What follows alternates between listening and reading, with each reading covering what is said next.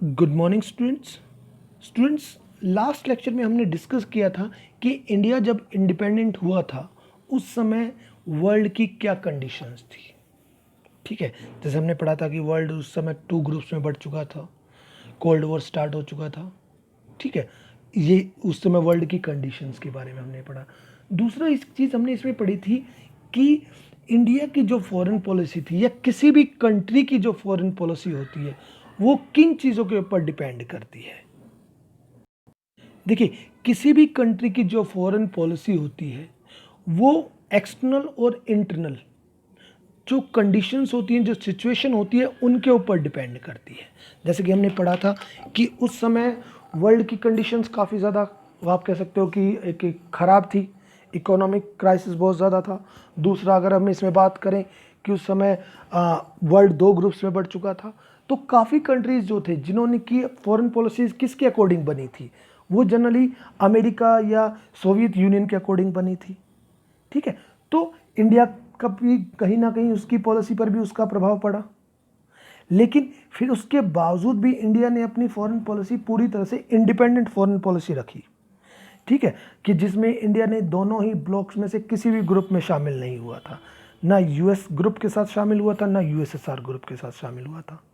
ठीक है, और इंडिया ने अपनी एक इंडिपेंडेंट फॉरेन पॉलिसी को अपनाया था। ठीक है, तो ये चीज़ें हमने बात की थी। आज हम इंडिया की फॉरेन पॉलिसी के रिगार्डिंग बात करेंगे।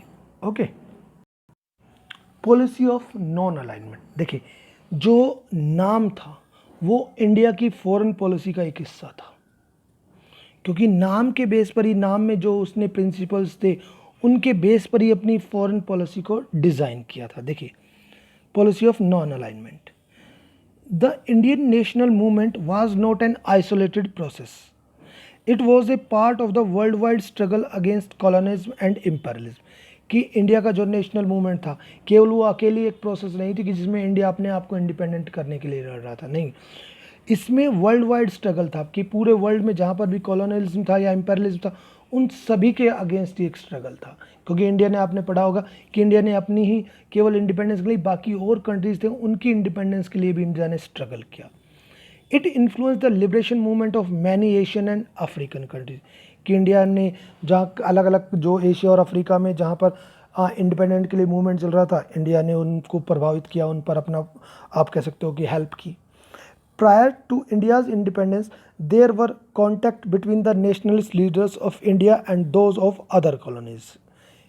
देखिए, कि इंडिया के इंडिपेंडेंस से पहले ही अगर हम बात करें, इंडियन लीडर्स जो थे और वर्ल्ड के दूसरे जो कंट्रीज़ के लीडर्स थे उनके बीच में आपस में रिलेशंस थे, इंडिपेंडेंस के रिगार्डिंग वो भी स्ट्रगल कर रहे थे। United as they were in their common struggle against colonialism and imperialism. कि वो उसके रिगार्डिंग लड़ ही रहे थे पहले से ही, कि इंडिया भी अपनी स्ट्रगल, फ्रीडम के लिए स्ट्रगल कर रहा था और वर्ल्ड के दूसरे कंट्रीज़ भी, एशिया और अफ्रीका के और दूसरे कंट्रीज़ थे, वो भी अपनी इंडिपेंडेंस के लिए स्ट्रगल कर रहे थे। The creation of the Indian National Army by Netaji Subhash Chandra Bose during the second world war was the clearest manifestation of the linkage establishment between India and overseas Indians during the freedom struggle. देखिए, वो नेताजी ने, सुभाष चंद्र बोस ने INA, Indian National army का बनाया था second world war के दौरान, जो कि क्लियरली इस चीज़ का एक आपको लिंक बता रहा था कि इंडिया और वर्ल्ड के जो दूसरे कंट्रीज़ है फ्रीडम स्ट्रगल में वो सभी एक साथ है, यूनाइटेड है। The foreign policy of a nation state reflects the interplay of domestic and external factors। की हम बात कर चुके हैं कि फॉरेन पॉलिसी होती है किसी भी कंट्री की, तो उसमें डोमेस्टिक और एक्सटर्नल जो फैक्टर होते हैं दोनों काम करते हैं, कि आपके देश के अंदर क्या प्रॉब्लम्स है, देश के बाहर क्या प्रॉब्लम्स है, वो सभी चीज़ें आपकी फॉरेन पॉलिसी पर रिफ्लेक्ट होती हैं। Therefore, the noble ideas that inspired India's struggle for freedom influenced the making of its own foreign policy। और जो नोबल आइडियाज़ थे जिससे कि इंस्पायर अपनी उसके लिए, फ्रीडम्स के लिए वो कर रहा था, इन्फ्लुएंस हुआ था, वही चीज़ें उन्होंने अपनी फॉरेन पॉलिसी में भी शामिल की। But India's attainment of independent coincided with the beginning of the cold war era. और इंडिया को जैसे ही अपनी इंडिपेंडेंस मिली थी उस समय आपने देखा था कि वर्ल्ड में कोल्ड वॉर स्टार्ट हो चुका था। As you read in the first chapter of the book on contemporary world politics, this period was marked by the politically, economic and militarily confrontation at the global level between the two blocs led by the superpowers. कि first chapter में आप पढ़ चुके कि जो दो super powers थी उनके बीच में इकोनॉमिक वॉर भी था, कोल्ड वॉर जो चल रहा था, मिलिट्रली भी था और पॉलिटिकली भी, तीनों तरह से उनके बीच में आपस में स्ट्रगल चल रहा था यूएस और यूएसएसआर के बीच में. The same period also witness development like the establishment of UN. इसी समय यूएन को एस्टेब्लिश किया गया था. The creation of nuclear weapons उस समय क्रिएट किए गए थे. The emergence of communist China भी उसी समय राइज हुआ था 1949 में. And the beginning of decolonisation, और डीकोलोनाइजेशन भी उस समय स्टार्ट हो गया था कि कंट्रीज जो थे वो अधिकतर इंडिपेंडेंट होने लग गए थे. So India's leadership had to pursue national interest. और इंडिया की लीडरशिप जो थी उन्होंने नेशनल इंटरेस्ट को ध्यान में रखते हुए अपनी फॉरेन पॉलिसी को बनाया था. ठीक है, अब एक चीज़ देखिएगा कि जैसे अभी हम बात कर रहे थे कि किसी भी देश की फॉरेन पॉलिसी में एक्सटर्नल और इंटरनल दोनों फैक्टर्स काम करते हैं. ठीक है, कि एक्सटर्नल क्या फैक्टर्स है और इंटरनल क्या फैक्टर्स है. अब इसके साथ साथ एक और चीज़ है जो इसमें रोल प्ले करती है, वो करता है लीडर आपका, कि आपका लीडर कैसा है, कि जिस तरह का आपका लीडर होगा आपकी पॉलिसीज़ उसी तरह की होंगी. आप एग्जाम्पल के रूप में आप देख लीजिए कि अभी हमारे लीडर कौन है, इस समय हमारे लीडर नरेंद्र मोदी है. नरेंद्र मोदी से पहले कौन थे लीडर, मनमोहन सिंह. ठीक है, जब मनमोहन सिंह थे तो उन्होंने जैसा उनका आप कह सकते हो कि एक पर्सनालिटी थी उसके अकॉर्डिंग पॉलिसीज चल रही थी. अब नरेंद्र मोदी पीएम बने तो नरेंद्र मोदी की जिस तरह की पर्सनालिटी है उन्होंने उस अकॉर्डिंग पॉलिसीज बनाना स्टार्ट किया है. तो जो लीडर होता है उसका भी फॉरेन पॉलिसी में बहुत मेजर रोल होता है. ठीक है, तो ध्यान रखिएगा कि ये एक फैक्टर भी काम करता है कि आपके लीडर कैसे हैं, आपका जो देश का लीडर है जो फॉरेन पॉलिसी बना रहे हैं वो कैसे हैं. तो देखिए नेहरू रोल. अब जैसे इंडिया इंडिपेंडेंट हुआ था Nehru was the prime minister. Nehru हमारे देश के लीडर थे और टिल 1964 तक वही देश के लीडर रहे. अब जैसी उनकी सोच थी उसी तरीके से उन्होंने इंडियन फॉरेन पॉलिसी को बनाया था. तो देखिए नेहरू का रोल, कि नेहरू का क्या रोल था. अब देखो इंडियाज़ फॉरेन पॉलिसी कह सकते हो और नेहरू फॉरेन पॉलिसी कह सकते हो, बोथ आर सेम. क्योंकि इंडिया की फॉरेन पॉलिसी थी उसे बनाने वाला कौन था, नेहरू, तो उसे नेहरू की भी फॉरेन पॉलिसी आप कह सकते हैं. ठीक है, देखिए the first prime minister Jawaharlal Nehru played a crucial role in setting the national agenda. He was his own foreign minister. आप देखिए जो फॉरेन मिनिस्टर थे फ्रॉम द इंडिपेंडेंस से लेकर टिल द आप उस डेथ ऑफ नेहरू, वो खुद ही फॉरेन मिनिस्टर रहे थे. कि देखिए जब से वो प्राइम मिनिस्टर बने तब से और 1964 तक वो रहे थे, तब तक फॉरेन डिपार्टमेंट को यानी कि फॉरेन मिनिस्टर वो खुद ही रहे थे. He exercise profound influence in the formulation and implementation of India's foreign policy from 1946 to 64, यानी कि 28 ईयर्स का जो टाइम पीरियड था, 18 ईयर्स का जो टाइम पीरियड था उसमें नेहरू ही फॉरेन मिनिस्टर रहे और इंडिया की फॉरेन पॉलिसी को उन्होंने ही बनाया और उन्होंने ही उसे इम्प्लीमेंट किया. The three major objective of Nehru's foreign policy was to preserve the hard earned sovereignty. कि उसकी 3 मेजर ऑब्जेक्टिव्स थे फॉरेन पॉलिसी के. पहला था अपनी सॉवरेनिटी यानी कि अपनी इंडिपेंडेंस को बचा के रखना. सेकंड, प्रोटेक्ट टेरिटोरियल इंटीग्रिटी, कि देश की जो एकता है उसको प्रोटेक्ट करना. And promote rapid economic development, और थर्ड जो था देश का डेवलपमेंट करना. ये 3 उनकी फॉरेन पॉलिसी के मेजर वो कह सकते हो ऑब्जेक्टिव्स थे. Nehru wish to achieve these objectives through the study of non alignment. Nehru ji ने इन ऑब्जेक्टिव्स को अचीव करने के लिए नाम को बनाया था, नॉन अलाइनमेंट की पॉलिसीज को फॉलो किया था. There were of course parties and groups in the country that believe that India should be more friendly with the bloc led by US. कि काफ़ी पार्टीज़ और ग्रुप्स थे देश के अंदर जो उस समय कह रहे थे कि इंडिया को नाम की पॉलिसी को फॉलो नहीं करना चाहिए बल्कि उसे अमेरिका के साथ अपने रिलेशंस को बेटर करना चाहिए. ठीक है ना, कि अमेरिका के साथ रिलेशंस को बेटर किया जाए. जैसे आपने इससे लास्ट चैप्टर में हमने क्वेश्चन एक डिस्कस किया था कि इंडिया ने जो पॉलिसी वो अपना बनाया था प्लानिंग उसमें गलती की थी. ठीक है। तो काफ़ी लोग चाहते थे कि भाई इंडिया को जो अमेरिका के साथ अपने रिलेशंस को मेंटेन करना चाहिए। Among those who thought on these lines were leaders like Ambedkar. अब इसमें जैसे अम्बेडकर जो इस सोच को रखते थे। Some political parties which were oppose to communism. अब कुछ और पॉलिटिकल पार्टीज जो कम्युनिज्म का अपोज कर रहे थे। Also wanted India to follow a pro US foreign policy. तो वो भी ये कह रहे थे कि इंडिया को यूएस के साथ अपने रिलेशंस को थोड़ा अच्छा करना चाहिए था, यानी कि उसके क्लोज जाना चाहिए था। दीज इंक्लूडेड, अब देखिए इसमें कौन कौन सी पार्टीज थी। बीजेएस, भारतीय जनसंघ, एंड लेटर द स्वतंत्रता पार्टी, और दूसरे बाद में स्वतंत्रता पार्टी, जो ये चाहते थे कि इंडिया को कम्युनिस्ट से अलग हटकर अमेरिका के साथ अपने रिलेशंस मेंटेन करने चाहिए। But Nehru possess considerable leeway in formulating the foreign policy. लेकिन नेहरू जी ने अपना एक अलग डिसीजन रखा और उन्होंने खुद ने ही उसको फॉर्मुलेट किया था अपनी इंडिया की फॉरेन पॉलिसी को। ठीक है। अब एक चीज़ ध्यान रखिएगा कि नेहरू की जो फॉरेन पॉलिसी थी उसके मेन प्रिंसिपल्स कि क्या किन चीज़ों पर जो इंडिया की फॉरेन पॉलिसी डिपेंड थी, वो एक चीज़ ध्यान रखिएगा। हमने 3 ऑब्जेक्टिव्स पढ़े हैं और देख लीजिएगा। फिर दोबारा से एक बार मैं कराता हूँ कि मेंटेनेंस ऑफ सॉवर्निटी, कि अपनी सॉवर्निटी को मेंटेन करना। इसके बाद कह सकते हैं आप प्रमोशन ऑफ वर्ल्ड पीस को प्रमोट करना, जैसे हमने डायरेक्टिव प्रिंसिपल्स में पढ़ा है। इसके अलावा support for the United Nations की, यूएन को सपोर्ट करना, जैसे उसमें लिखा हुआ है कि इंटरनेशनल लॉज और ट्रीटीज़ हैं उनका सम्मान करना। इसके अलावा सपोर्ट फॉर डिसआर्मेंट को इंडिया बढ़ाना चाहता था। नॉन अलाइनमेंट को आप कह सकते हो। इसके अलावा सपोर्ट फॉर ह्यूमन राइट्स की, ह्यूमन राइट को बढ़ाना चाहता था, सपोर्ट कर रहा था।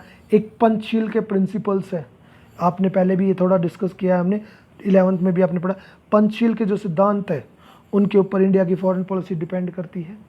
ठीक है। इसके अलावा कॉलोनिज्म का अपोज, इम्पेरियलिज्म का अपोज, ये चीज़ें, तो ये सभी चीज़ें हैं जो इंडिया की फॉरेन पॉलिसी का एक हिस्सा है, कि जिनके ऊपर इंडिया की फॉरेन पॉलिसी डिपेंड करती है। इंडिया की फॉरेन पॉलिसी के ऑब्जेक्टिव्स है, केवल ये 3 ऑब्जेक्टिव्स ही नहीं, इसके अलावा और भी बहुत से हैं।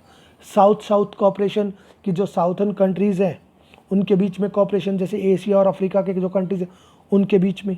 आपने एक पढ़ा है एफ्रो एशियन यूनिटी, कि अफ्रीका और एशिया के बीच में यूनिटी को मेंटेन किया जाए। तो ये सभी चीज़ें जो हैं, जो हमारी फॉरेन पॉलिसी है उसके ऑब्जेक्टिव्स हैं, उसके प्रिंसिपल्स हैं, जिनके ऊपर की हमारी फॉरेन पॉलिसी डिपेंड करती है। ओके। इसके बाद आता है डिस्टेंस फ्रॉम 2 कैंप्स, कि इंडिया ने उस समय दोनों ही ब्लॉक से अपने आप को दूर रखा था, क्योंकि नाम को बनाया था, उसका मेन ऑब्जेक्टिव यही था, to keep away from the bloc politics. देखिए, the foreign policy of independent India vigorously pursued the dream of a peaceful world by advocating the policy of non alignment। कि इंडिपेंडेंट इंडिया की जो foreign policy थी उसमें main उनका dream यही था कि वर्ल्ड जो हो वो पीसफुल हो, यानी कि उसमें कोई डिस्प्यूट वगैरह ना हो। इसीलिए इंडिया ने नाम की जो पॉलिसी थी उसको एडवोकेट किया था, उसको बढ़ाया था। By reducing the cold war tension and by contributing human resources to the UN peace keeping operations. अब इंडिया ने देखो कोल्ड वॉर की टेंशन को ख़त्म करने के लिए रोल प्ले किया था, जैसे कि उन्होंने कोरियन क्राइसिस में मीडिएटिंग की थी। इसके अलावा जहाँ पर भी यूएन को पीस कीपिंग फोर्सेस की जरूरत थी, इंडिया ने अपनी पीस कीपिंग फोर्सेस को भेजा था। कॉन्गो है, ठीक है। You might ask why India did not join either of the 2 camps during the cold war era. India wanted to keep away from the military alliances led by US and Soviet Union against each other. कि India ने दोनों ही group में से किसी को join क्यों नहीं किया। हम जनरली कई बार ये पूछते हैं, बात भी करते हैं, लेकिन इंडिया ने क्या था, इंडिया ने जनरली अपनी पॉलिसी में यही रखा था कि वो दोनों ही ग्रुप से अलग रहेगा, ना यूएसए के साथ जाएगा ना यूएसएसआर के साथ। As you have read in the book of the contemporary world policy during the cold war, the US led North Atlantic Treaty Organization, की जो यूएस ने नाटो एक अपना ग्रुप बनाया था और यूएसएसआर ने वर्षा पैक्ट के नाम से अपना एक ग्रुप बनाया था। India advocated non alignment as the ideal foreign policy approach, जबकि इंडिया ने नाम को अप्रोच किया था, नाम को बढ़ाने के लिए फोकस किया था। This was a difficult balancing act and sometimes the balance did not appear perfect. देखो, अब उन दोनों से बैलेंस को मेंटेन करना, दोनों से इक्वल बैलेंस रखना, दूरी रखना इंडिया के लिए बहुत ज़्यादा चैलेंजेस था। चैलेंजिंग था। और दूसरी बात एक चीज़ और थी कि कई बार ये जो बैलेंस था ये हमें दिखा भी नहीं, क्योंकि जैसे हमने पढ़ा था कि 1971 में इंडिया ने यूएसएसआर के साथ अपनी एक फ्रेंडशिप ट्रीटी की थी। In 1956 when Britain attacked Egypt over the Suez Canal issue, कि 1956 में जब ब्रिटेन ने स्वेज कैनल इश्यूज़ को लेकर इजिप्ट पर अटैक किया, India lead the world protest against this neo colonial invasion, और इंडिया ने इसका प्रोटेस्ट किया था कि जब इजिप्ट पर अटैक किया था उस चीज़ का। बट इन सेम ईयर, लेकिन उसी समय when the USSR invaded Hungary, और जब यूएसएसआर ने हंगरी पर अटैक किया, India did not join it's public condemnation, लेकिन इंडिया ने उसके रिगार्डिंग कोई भी आवाज़ नहीं उठाई। मीन्स कि मैंने आपको बताया ना कि उसके क्लोज जा रहा था यूएसएसआर के, तो जब ब्रिटेन ने इजिप्ट पर अटैक किया तो इंडिया ने तो उसका अपोज किया, लेकिन जब यूएसएसआर ने उसके ऊपर हंगरी के ऊपर अटैक किया तो इंडिया ने उसके रिगार्डिंग कोई उसकी बुराई नहीं की। Despite such situation by and large India did take an independent stand on various international issues.